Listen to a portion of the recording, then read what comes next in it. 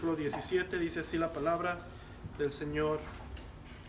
Pero nosotros, hermanos, separados de vosotros por un poco de tiempo, de vista pero no de corazón, tanto más procuramos con mucho deseo ver vuestro rostro, por lo cual quisimos ir a vosotros, yo Pablo ciertamente una y otra vez, pero Satanás nos estorbó. Porque ¿cuál es nuestra esperanza o gozo o corona de que me gloríe? ¿No lo sois vosotros delante de nuestro Señor Jesucristo en su venida? Versículo 20. Vosotros sois nuestra gloria y gozo. Vamos a orar, hermanos. Señor, venimos ante ti, Padre, en el nombre de Cristo, nuestro Señor. Te pedimos, Señor, que tú bendigas en este día a tu pueblo, que nos bendigas, Señor, y que la promesa del nuevo pacto, Señor, que por tu Espíritu todos te conoceremos, Señor. Ayúdanos que tu Espíritu ilumine nuestro entendimiento, Señor, que traiga entendimiento a tu palabra, Señor, y así podamos gozarnos y ser más conformados a la imagen de Cristo, Señor. Te pedimos todo esto en el nombre de Cristo. Amén. Amén, hermanos. El día vamos a continuar en nuestra serie y como mencioné vamos a estar viendo los versículos 17 al 20 y del capítulo 3 del 1 al final, al versículo 13. Hasta el día de hoy, de forma de repaso, ya que tenemos algunas semanas que no tomamos este libro. Esta iglesia, Pablo fue el que la fundó, la plantó juntamente con su equipo misionero y fue fundada en medio de gran oposición. Y fue en medio de esta gran oposición donde los tesalonicenses se convirtieron. Y esto hizo énfasis en la conversión de los tesalonicenses, de que fue una conversión ejemplar, pues de nuevo ellos se convirtieron en medio de oposición y dejaron los ídolos para servir a Dios.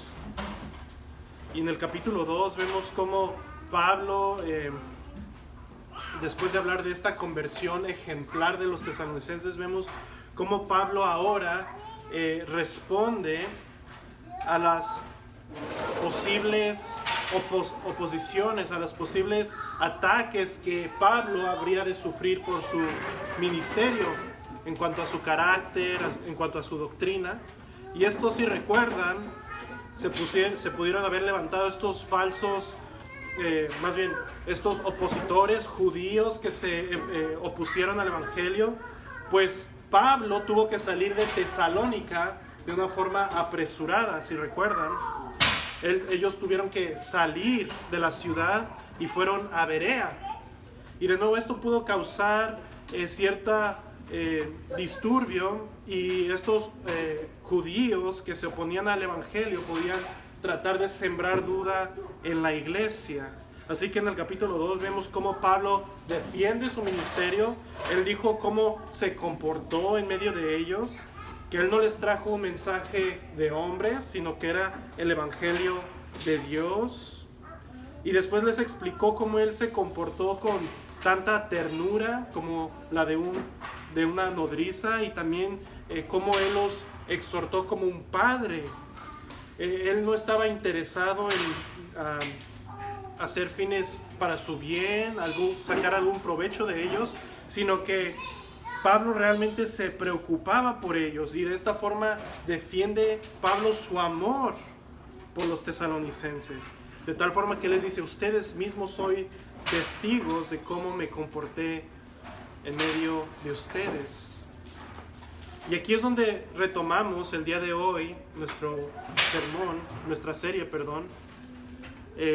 Pablo en el versículo 17 expresa el gran deseo que él tenía de verlos una vez más a los tesalonicenses. Él tenía el deseo de regresar y confirmar la fe de los tesalonicenses. Y muestra a él no nada más cómo él se preocupó en palabras, sino que vamos a ver cómo es que él verdaderamente aplicó este deseo al enviar a Timoteo a confirmar su fe. Y esto, hermanos, todo esto, esta gran preocupación pastoral de Pablo por los tesalonicenses, nos muestra cómo el corazón de Pablo, cuál era la esperanza, cuál era la gloria, cuál era el gozo de Pablo en su ministerio. Esta preocupación nos muestra lo que a Pablo realmente le importaba en su ministerio, cuál era la gloria, cuál era su gozo en el ministerio. Y esta era, hermanos, para que lo tengan en mente, esta era la gloria y el gozo de Pablo, que los tesalonicenses estuviesen firmes en su fe hasta la venida del Señor. Y esto lo vamos a ver a lo largo del libro. Ya se ha mencionado la venida del Señor múltiples veces. Y esta era la gloria y gozo de Pablo, los creyentes, que los creyentes estuviesen firmes hasta la venida del Señor, y así ellos también participaran de las glorias futuras. Y hermanos, el día de hoy veremos cómo este pasaje nos revela aún más este corazón pastoral de Pablo. Nos revela el corazón pastoral de Pablo para los creyentes. Y escuchen, en aplicación vamos a ver cómo se debe ver el corazón de un pastor del Evangelio. Cómo se debe ver el corazón de un ministro del Evangelio. Pero también vamos a ver cómo esto se aplica al pastor del hogar, al padre.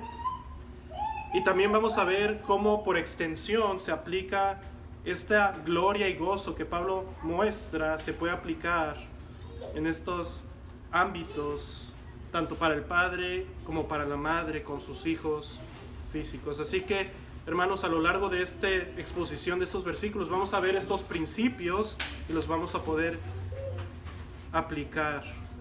Y vamos a dividir nuestro sermón en 3 puntos. Punto número 1, versículo 17 al 20 del capítulo 2, la gloria y gozo de un pastor. El punto número 2, versículos 3 del capítulo 3, 1 al 10, el consuelo de un pastor. Y el capítulo 3 del versículo 11 al 13, la confianza de un pastor. El título del sermón es la gloria y gozo de un pastor. Vean conmigo una vez el versículo 17. Dice así: pero nosotros, hermanos, separados de vosotros por un poco de tiempo, de vista, pero no de corazón, tanto más procuramos con mucho deseo ver vuestro rostro. Aquí el apóstol, después de explicar en los versículos anteriores cómo de nuevo los judíos se opusieron al evangelio, no solamente en Tesalónica, sino también en Jerusalén, y este patrón de los judíos se ve a lo largo del libro de los Hechos, cómo ellos se opusieron a Pablo. Pablo, por esta misma oposición, tuvo que partir y así fue separado de los tesalonicenses. Ellos tuvieron que partir. Y aquí Pablo hace referencia a esta partida que tuvo que ser rápida, de noche. Y Pablo aquí nos enfatiza a la iglesia que aunque ellos tuvieron que partir y pudieron haber estado separados físicamente, Pablo dice: no estamos separados de corazón, separados de vosotros por un poco de tiempo, de vista, pero no de corazón. Y aquí la idea es que Pablo los había dejado como huérfanos, o alguien hubiera pensado que los dejó huérfanos. Pablo sigue usando esta analogía del padre. Y Pablo les dice: no los he abandonado, solo es por un poco de tiempo, literalmente es 1 hora. Así es en el griego, literalmente no fue 1 hora, sino un poco de tiempo. Y Pablo enfatiza que su corazón permaneció con ellos. Él físicamente tuvo que partir, pero sus anhelo, su pensamiento, sus afectos todavía estaba con la iglesia. Pablo todavía se preocupaba por la iglesia.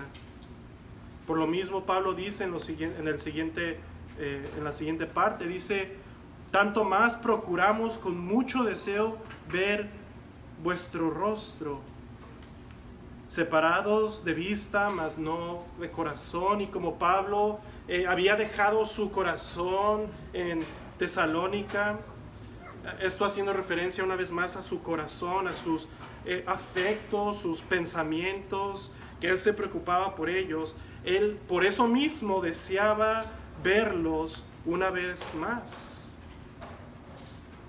Y hermanos, aquí vemos la primera aplicación para un pastor de la iglesia de Cristo. Cuanto un pastor, mientras pasa la semana y separados de la iglesia, las ovejas del Señor, él aún así, su corazón está con las ovejas. Aunque no estén presentes físicamente y se vean los ojos durante la semana, el pastor se preocupa por el bienestar de la iglesia. El pastor busca cómo poder bendecir a la iglesia, cómo los puede ayudar. De nuevo, su corazón está con ellos. Y esto debe ser para un ministro del Evangelio.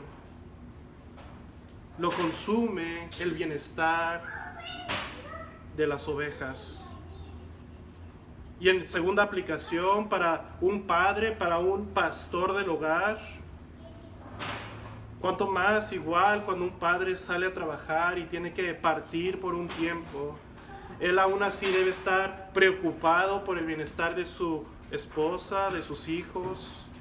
Todo lo que hace lo debe de hacer con ellos en mente. Y así debe consumir su corazón y sus afectos. No, el ministro, el pastor, tanto de la iglesia como del hogar, no es un hombre que está obsesionado consigo mismo, preocupado por sí mismo, sino está pensando en los demás. Y por extensión, hermanas, igual forma, una madre cómo se preocupa por sus hijos, y las buscan siempre cómo pueden bendecir y ayudar y nutrir a sus hijos. El amor cristiano, hermanos, es sacrificial, y esto lo vamos a ver un poco más adelante. Y este era el corazón de Pablo para con la iglesia. Ellos estaban separados de vista, pero no de corazón. Y esto, Pablo dice: tanto más procuramos con mucho deseo ver vuestro rostro. Noten el versículo 18, como dice, continúa diciendo: por lo cual quisimos ir a vosotros, yo, Pablo, ciertamente una y otra vez, pero Satanás nos estorbó. Pablo quiso ir no solamente una vez, sino una y otra vez. Él buscaba la forma de ir y visitar esta iglesia y confirmarlos en su fe. Pablo dice que su corazón estaba con ellos, no estaban separados de corazón. Y Pablo no lo dejó en algo romántico, sino que él verdaderamente se preocupó y él quiso ir una y otra vez. Ahora, noten el motivo de lo cual, por qué Pablo no pudo ir a visitar esta iglesia. Dice: pero Satanás nos estorbó. Satanás, Pablo lo identifica como aquel agente quien impidió que él fuera a ver a los tesalonicenses.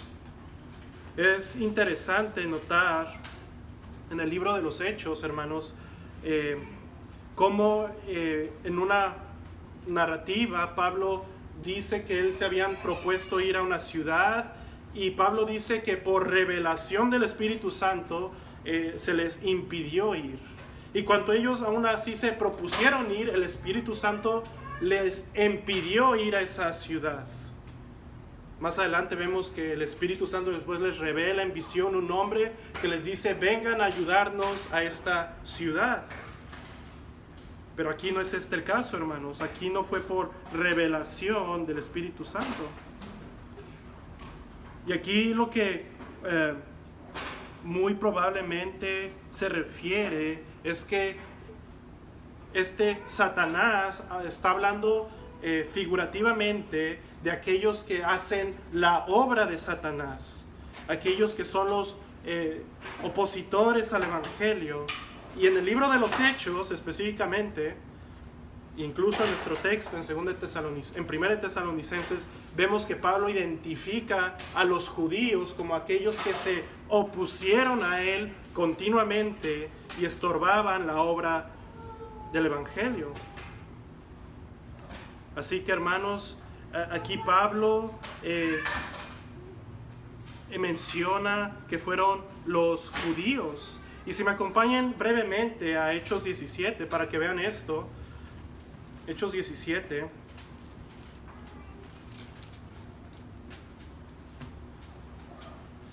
Y noten cómo dice el versículo 10.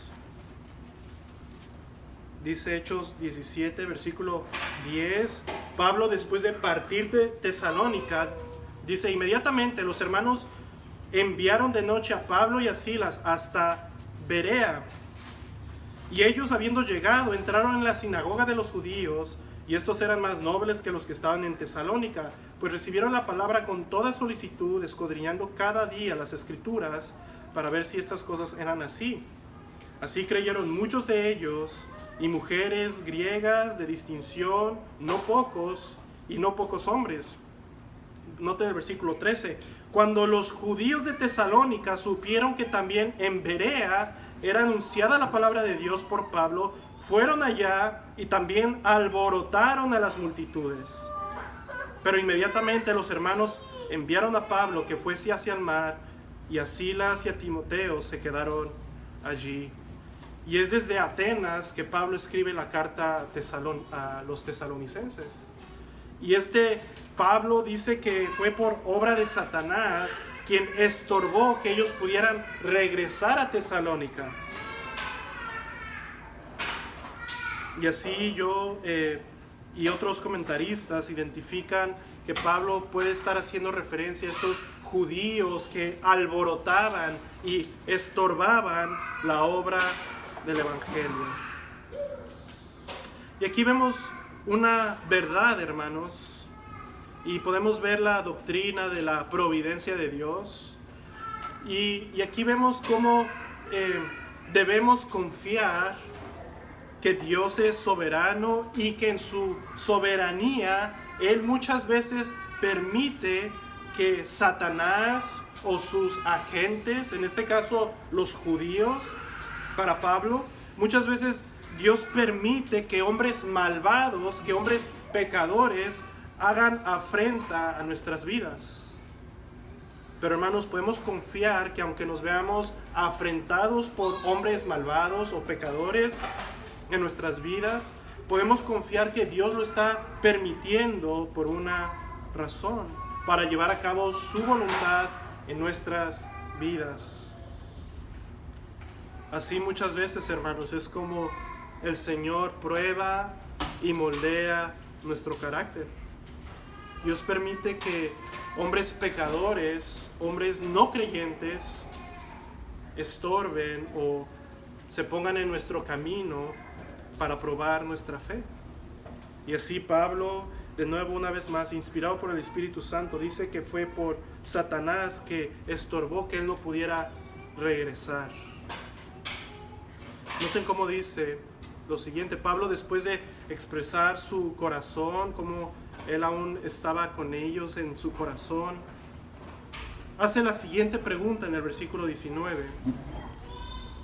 Porque, ¿cuál es nuestra esperanza, o gozo, o corona de que me gloríe? ¿No lo sois vosotros delante de nuestro Señor Jesucristo en su venida? En otras palabras, Pablo podría estar respondiendo a la pregunta que tal vez tú y yo podríamos hacer. Pablo, ¿por qué te preocupas tanto por la iglesia? ¿Cuál es esta motivación para tu ministerio, Pablo? ¿Cuál es tu gloria? ¿Cuál es tu gozo? ¿Qué es lo que te trae alegría, Pablo? ¿Por qué esta esperanza, este anhelo? Y Pablo, si pusiéramos este versículo de forma positiva, le estaría diciendo a la iglesia: mi esperanza, mi gozo, mi corona, de que me gloríe son los creyentes. Son los creyentes en la venida de Cristo. Y literalmente lo dice en el versículo 20. Vean cómo dice: vosotros sois nuestra gloria y gozo. ¿A qué está haciendo referencia? Ciertamente la motivación final, la esperanza de Pablo, su gloria, es Cristo mismo. Es Cristo mismo. Nosotros, Pablo nos llama a que nos gloriamos en Cristo, en la cruz de Cristo, y verle cara a cara a Él. Pero Pablo aquí está hablando de una forma práctica, de una forma en su ministerio, y él dice que la gloria y gozo de su ministerio son los creyentes. Son los creyentes.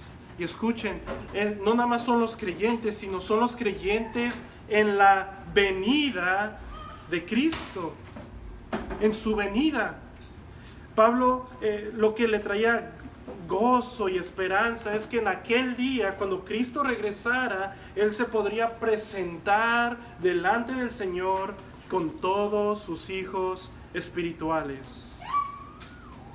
Esa era su único motivo de gloria y su único motivo de gozo de su ministerio, es poder presentar delante de Cristo a estos creyentes de Tesalónica. El comentarista R.C. Sproul dice: el gozo y la corona de Pablo en ese día serán sus amados hijos espirituales, aquellos que se convirtieron y maduraron bajo su ministerio. Fin de la cita. Y agregaría yo a este comentario: y estén presentes en la venida del Señor. Una vez más, el gozo, la corona, la gloria de Pablo es que son sus hijos espirituales que se convirtieron, que maduraron y que estén presentes en aquel día delante del Señor. Y aquí vemos otra aplicación para un verdadero ministro del Evangelio. La gloria y el gozo de un pastor no es el número de asistentes que va a la iglesia domingo tras domingo. Y muchos pastores actualmente en eso se gozan y les da alegría que haya mucha gente el domingo. Y por lo tanto hacen todo tipo de cosas y pragmatismo para llenar las bancas en domingo. Pero amados, lo que realmente importa, lo que debería ser el verdadero gloria y gozo de un pastor, no es cuántas personas asisten a la iglesia, sino que cuántos creyentes se van a convertir y madurar y estén delante del Señor en su venida. Esa era la gloria y gozo de Pablo, poder presentar delante del Señor a creyentes maduros. Esa era la gloria de Pablo. Esta era la razón por la cual Pablo deseaba ir y ministrarlos y confirmarlos en su fe. Y así cada ministro, su mayor compromiso debe ser que los creyentes, que las ovejas maduren y estén firmes hasta la venida de Cristo. Porque ahí se va a ver verdaderamente el ministerio. Y por segunda aplicación, hermanos, para los pastores del hogar, los jefes de familia, nuestra principal gloria y gozo Escuchen, no debe ser que nuestras esposas o hijos tengan un buen trabajo, una excelente carrera, que sean exitosos en esta vida bajo los estándares del mundo, sino que nuestra mayor gloria y gozo es que estén en Cristo en aquel día.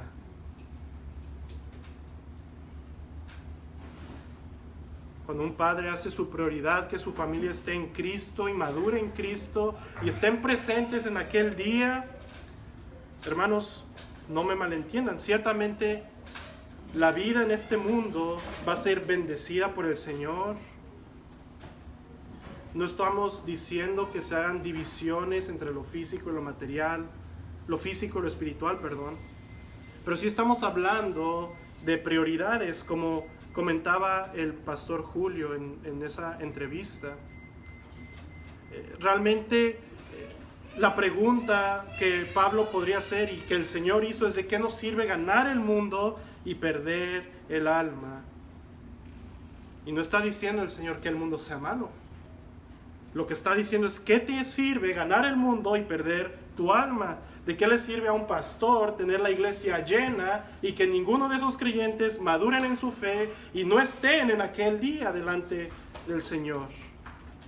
De igual forma, para un padre, ¿de qué le sirve tener a sus hijos en las mejores escuelas, como decía el pastor Julio, y pierdan su alma? Recuerdo una cita del pastor Joel Beeke que dice cómo su padre se hincaba delante de ellos, delante de él y sus hermanos, y con ojos en las lágrimas, con lágrimas en los ojos, dijo, el padre les decía: hijos, no quiero que en el cielo me falte alguno de ustedes. Hijos, no quiero que en el cielo me falte alguno de ustedes. Y este era el corazón, el corazón del padre del pastor de Joel Beeke refleja el corazón de Pablo, refleja el corazón de cada pastor de la iglesia, refleja el corazón de un padre que se preocupa por sus hijos. Pablo consideraba su gloria y gozo a los creyentes delante del Señor en su venida. Hemos visto el primer punto, hermanos, la gloria y el gozo de un pastor. Ahora veamos el segundo punto, el punto número 2, el consuelo de un pastor. Y vamos a ver el capítulo 3, versículo 1 al 10. Veamos ahora el versículo 1 y 2. Pablo dice: por lo cual, no pudiendo soportarlo más, acordamos quedarnos solos en Atenas y enviamos a Timoteo, nuestro hermano, servidor de Dios y colaborador nuestro en el Evangelio de Cristo, para confirmaros y exhortaros respecto a vuestra fe.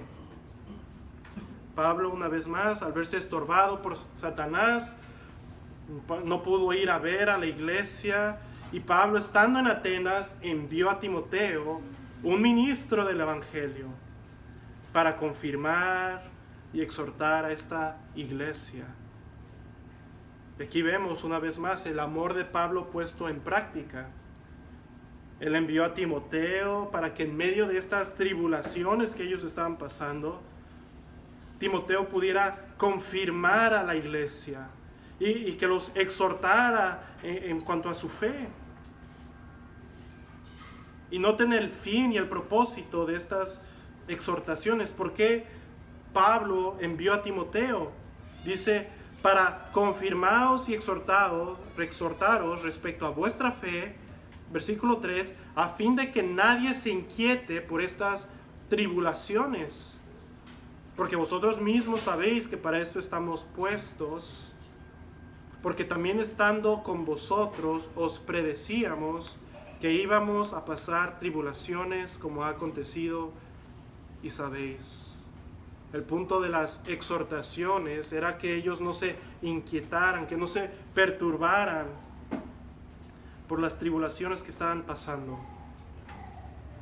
Pablo les había predicho, les había ya anunciado, cuando ellos estuvieron ahí con ellos, Pablo les dijo que iba a ser necesario esto. Y Pablo les decía que para esto habíamos sido puestos, para esto los creyentes habían sido puestos, para pasar por tribulación. Y noten cómo dice, de nuevo, dice, porque vosotros mismos sabéis que para esto estamos puestos. Y aquí la idea es de que Pablo está diciendo que por decreto divino, que Dios mismo nos puso para esto. Para esto fuimos llamados. Una vez más, regresando al libro de los Hechos, era algo que Pablo anunciaba a las diferentes iglesias. Se los leo en Hechos 14, versículo 22. Pablo, regresando de su primer viaje misionero, él fue visitando las iglesias que él había plantado, y regresando y confirmando estas iglesias en su primer viaje, dice Hechos 14, 22, dice que él iba confirmando los ánimos de los discípulos, exhortándoles a que permaneciesen en la fe y diciéndoles: es necesario que a través de muchas tribulaciones entremos en el reino de Dios. Es necesario que a través de muchas tribulaciones entremos en el reino de Dios. Y Pablo está diciendo a la iglesia por medio de Timoteo: hermanos, esto no debía sorprendernos. Nosotros mismos se los dijimos de antemano. Y la preocupación de Pablo es que ellos se hubiesen sorprendido por las tribulaciones y así ellos dejaran la fe. Y hermanos, en aplicación, un pastor debe exhortar a la iglesia continuamente a perseverar en la fe, en medio de la tribulación, en medio de la oposición. El mismo mensaje del Evangelio debe llamar a la congregación a considerar como el costo de seguir a Cristo. Es lo que Pablo hacía. Pablo les dice: nosotros no los engañamos. Nosotros les dijimos las cosas tal y como iban a suceder. Y hermanos, nosotros como creyentes debemos recordar eso. Y aunque pensemos que es más fácil no confrontar la oposición, tratar de evadir la dificultad en nuestras vidas, debemos hacer todo lo contrario. Debemos luchar en medio de la tribulación. Debemos luchar en medio de la oposición y perseverar en la fe, firmes en Cristo. Y así, como dijo Pablo, así entremos en el reino de Dios. Recuerdo un pasaje que dice, recuerdo ahorita cómo el Señor les dijo a la iglesia que el reino de Dios sufre violencia y los violentos lo arrebatan. Y esta es la idea, hermanos, que en medio de la tribulación el creyente persevera, no se intimida, no se inquieta, sino que persevera firme en el Señor. Enfrenta la dificultad de una forma valiente. Ahora, noten de nuevo la preocupación de Pablo, versículo 5. Por lo cual también yo, no pudiendo soportar más, envié para informarme de vuestra fe, no sea que os hubiese tentado el tentador y que nuestro trabajo resultase en vano. Vemos esta preocupación de Pablo en su carne como hombre. Él estaba preocupado genuinamente. Él no quería haber trabajado en vano. Él viéndose impedido envía a Timoteo y él diciendo, no soportándolo más. Era algo que consumía a Pablo verdaderamente. Él envía a Timoteo. Y noten las buenas nuevas que recibió Pablo en el versículo 6.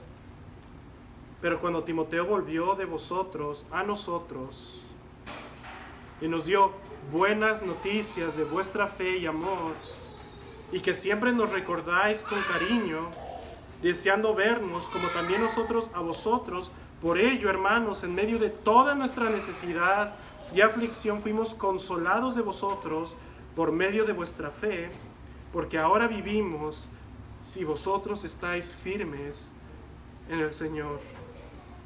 Timoteo, al regresar a Pablo, después de haber exhortado a la iglesia, confirmado, Timoteo trae buenas noticias. Es la misma palabra que se traduce como evangelio, buenas noticias. Timoteo traía buenas noticias acerca de los tesalonicenses. Ellos estaban firmes en el Señor. Su fe en el Señor no había sido movida. Su amor por los hermanos aún permanecía. Incluso que ellos mismos, Pablo fue informado que la iglesia misma anhelaba ver a Pablo. Es decir, que los opositores, los judíos que pudieron haber sembrado duda, ellos rechazaron esto y ellos anhelaban ver a Pablo una vez más. Estas verdaderamente fueron buenas noticias para Pablo. Y esto trajo consuelo para Pablo. Como dice Pablo, en medio de sus aflicciones como ministro, como apóstol, que él sufrió aflicciones en las diferentes ciudades. En medio de estas aflicciones, Pablo fue consolado. Fue consolado. Una vez más, porque la iglesia estaba firme. Estaba firme en el Señor.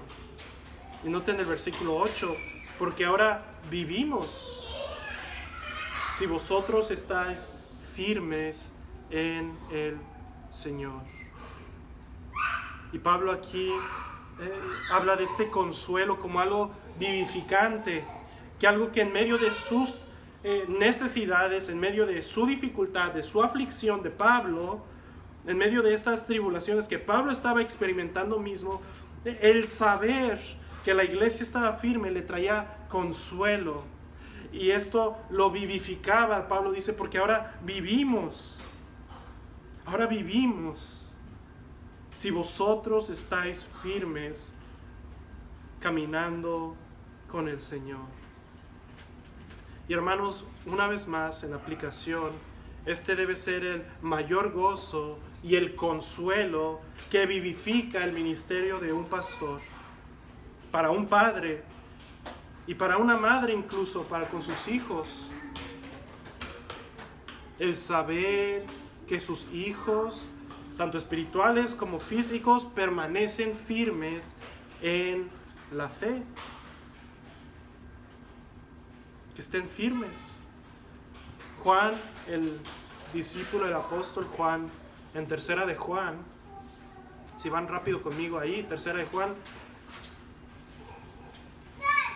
versículo 4, noten cómo dice Juan, hablando de Gayo, el testimonio que Pablo había recibido. Y dice Juan, Tercera de Juan, versículo 4, no tengo yo mayor gozo que este, el oír que mis hijos andan en la verdad. Hermanos, verdaderamente este es el mayor gozo de un pastor. Y debe ser el mayor gozo de cada padre, cada madre, saber que sus hijos andan en la verdad, que están firmes en el Señor. Un pastor puede sufrir dificultad, tribulación, angustia, dolor, sacrificarse, al igual que un padre, pero todo esto en medio de sus aflicciones, de su sacrificio, lo que lo vivifica, lo que le trae consuelo, lo que hace que todo valga la pena es saber que sus hijos están caminando con el Señor. Y una vez más, ¿qué te pregunto el día de hoy, hermano, hermana? ¿Qué es lo que te trae más gozo y consuelo a tu vida? Sino que debe ser que tus hijos espirituales o físicos anden en la verdad. Así que debemos de hacer esto una prioridad en nuestras vidas, una verdadera prioridad. No nada más nuestros hermanos, nuestros hijos, sino también nuestros hermanos en la fe. Nos debe dar gozo el saber que nuestros hermanos están caminando en la verdad, que están caminando firmes en el Señor. Nos debemos preocupar los unos por los otros. Versículo 9, por lo cual, ¿qué acción de gracias podremos dar a Dios por vosotros, por todo el gozo con que nos gozamos a causa de vosotros, delante de nuestro Dios, orando de noche y día, con gran insistencia para que veamos vuestro rostro y completemos lo que falta a vuestra fe? Pablo, en respuesta, de una forma de pregunta, dice: ¿qué gracias podemos dar a Dios por todo este gozo con el que nos gozamos delante de Él? El gozo de saber que sus hijos caminaban en la verdad. ¿Qué acción de gracias son suficientes para dar a Dios por este gozo que nos ha dado de que sus hijos permanecen en la fe? Y hermanos, es así también para con nosotros.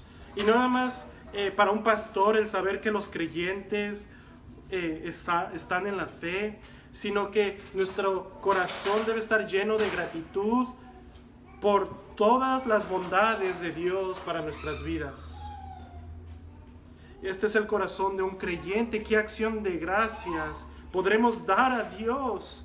¿Qué acciones de gracias serán suficientes para expresar su bondad y su bendición para nosotros? El Salmo 116 lo escuchaba en camino aquí al estudio y dice: ¿qué pagaré a Jehová? Dice el salmista, por todos sus beneficios para conmigo.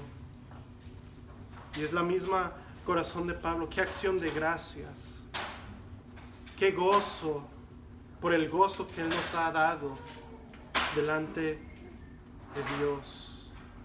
Y así Pablo expresaba su gratitud a Dios en oraciones, no día y noche, como dice el texto, y aún más, con más insistencia, queriendo ir a ver a sus hijos espirituales, seguir ministrándoles. Y escuchen, ¿por qué?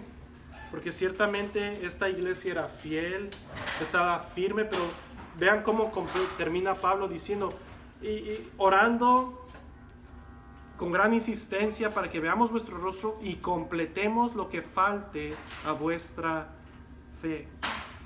Pablo reconoce en esta pregunta que el Señor les había dado esta gozo, esta bondad de que sus hijos permanecían en la fe, pero Pablo también reconoce que era necesario orar por ellos y aún así verlos una vez más. ¿Por qué? Porque quería completar lo que les faltara en su fe.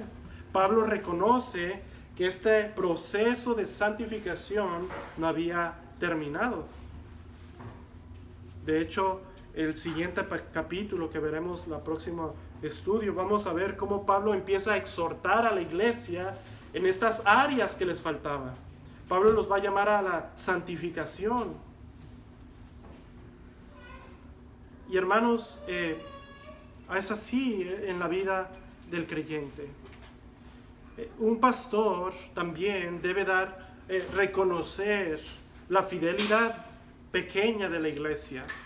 ¿A qué me refiero? Pablo reconoció y vio la bondad de Dios en cómo Él los preservó y los mantuvo firmes. Pero aún así, Él reconoció que era necesario terminar de completar su fe, que ellos siguieran siendo santificados. Y hermanos, así debemos también ver el progreso que se ha hecho, pero una vez más reconocer que aún falta mucho por terminar en nuestras vidas. Veamos el último punto del versículo 11 al 13. Hemos visto el consuelo de un pastor. Ahora veamos la confianza de un pastor. Versículos 11 y 13. La confianza de un pastor. Versículo 11. Mas el mismo Dios y Padre nuestro y nuestro Señor Jesucristo dirija nuestro camino a vosotros. En esta oración Pablo vemos una forma implícita que en última instancia Pablo, la confianza de Pablo para poder ver una vez más a la iglesia no era en sus determinaciones, no era en su esfuerzo, sino que él reconoce en esta oración, en este versículo, que era Dios, el Dios Trino, que a final de cuentas dirigiría su camino a ellos. Dice el versículo 11, mas el Dios y Padre nuestro y nuestro Señor Jesucristo dirija nuestro camino a vosotros. Y noten el versículo 12, y el Señor os haga crecer y abundar en amor unos para con otros y para con todos, como también lo hacemos nosotros para con vosotros. No nada más Pablo confiaba en la soberanía de Dios en última instancia para ir a verlos a ellos, sino que también confiaba que el Señor iba a hacerlos crecer y abundar en amor unos por otros. Es del Señor de quien depende toda nuestra vida. Todos nuestros planes y el crecimiento de la iglesia dependen de Él. Y esta es la confianza de Pablo. Él, en su afán pastoral, en su amor por ellos, él buscaba las formas de ir, pero al final de cuentas él reconocía que era Dios, que Dios los iba a dirigir a ellos y que Dios los iba a hacer crecer, que al finalmente era obra de Dios quien los iba a hacer crecer y abundar en amor aún más. Y hermanos, así debemos confiar, al igual que Pablo confió en el Señor para todos los asuntos dentro de la iglesia. Nosotros debemos confiar, nosotros debemos obrar, debemos esforzarnos, debemos preocuparnos de una forma bíblica, pero al mismo tiempo confiar y saber que es Dios de quien es la obra en tu vida, en la vida de tu esposa, en la vida de tus hijos, en la vida de tu esposo. Debemos confiar que es Dios. Y debemos reconocer una vez más el gran proceso que el Señor ya ha hecho en nuestras vidas y aún así confiar que el Señor terminará la obra que Él comenzó. Así que gózate como Pablo en el proceso y en la firmeza que ya ves en tu vida, en la vida de tu esposo, en la vida de tu esposa, en la vida de tus hijos, y reconoce que todavía hay más por hacer, por más que hay que esforzarnos, y confía en el Señor. Confía que Él va a hacer la obra, y confía como Pablo que Él haría abundar y crecer a sus hijos.